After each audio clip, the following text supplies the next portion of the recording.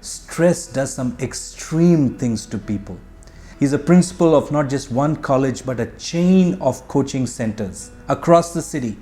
And he told me that from December right up to May, which are the crucial competitive exam months when people are at the feverish pitch of preparation, around that time he said that every week at least one person attempts or commits suicide. Very, very sad. And I asked him what could the reason be, and he said it's stress, it's performance anxiety. The stress that these young kids face, he said, is unbelievable. It turns them into people they're not. And that's what I realized one day when I went for campus interviews. As usual, I was very excited to have the toppers being interviewed by me. And then I noticed something strange, and I shared it with the other panel members. I said, these toppers, they've got brilliant marks in their entrance, but there's something different about them. And the other person engaged me and said, what's different about them? And I said, they seem a bit unreal. They're not natural.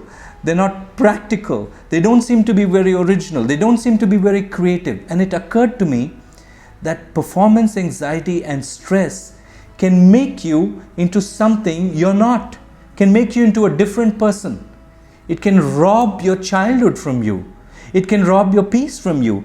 In many cases, it can rob your sleep from you. And you're wondering, why is it that I can't sleep at night? And it's stress.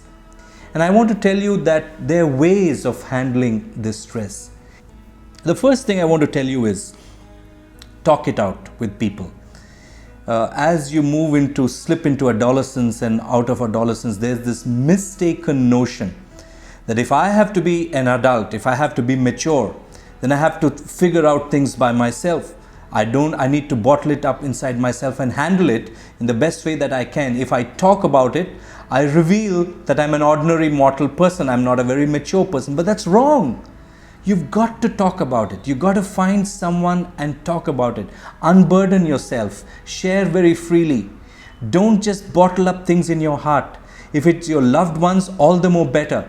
In fact, if it's your loved ones, I'd like to go to the second step, which is you have to set expectations very clearly.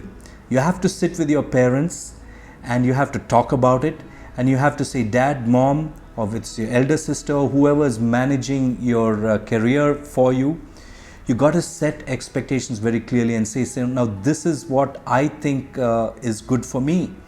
And you have to hear from their side, and you have to have dialogue, not just one, but plenty of dialogues to set the expectations very clearly. That removes a lot of stress.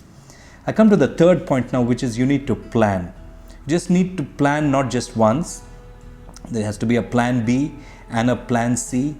Because if you do detailed planning like the Japanese do, I believe they do 99% of their planning before they come and do that 1% of that execution. If you do detailed planning, taking into account the practical realities of life, taking into account your own highs and lows, your own strengths and weaknesses, if you do all that and you do as much time in planning, you spend that, it's going to be that much more easier for you. And as I said, if one plan fails, you have a backup plan B, you have a backup plan C. Planning is very, very important. And lastly, after you've talked it out, after you've set your expectations, after you've planned and planned and planned, you need to have the discipline of execution. Nothing is ever achieved without discipline. Whether it's sticking to your timetable or whether it is doing the things that you normally would not like to do, you need the discipline of executing it. And it is said by that great general that the more you sweat in peacetime, the less you bleed in battle. And that's what happens when you plan and you execute that plan effortlessly. And if you do that, you go a long way in eliminating stress from your life. Now I want to say just one final thing. Stressed, the word S-T-R-E-S-S-E-D, is desserts spelt backwards. And that's true. If you handle stress very well, it can be sweet. Life can be much more enjoyable and peaceful and happy. And you can find with the same amount of resources and talent that you have, by handling your stress well, you can make life into one big enjoyable song.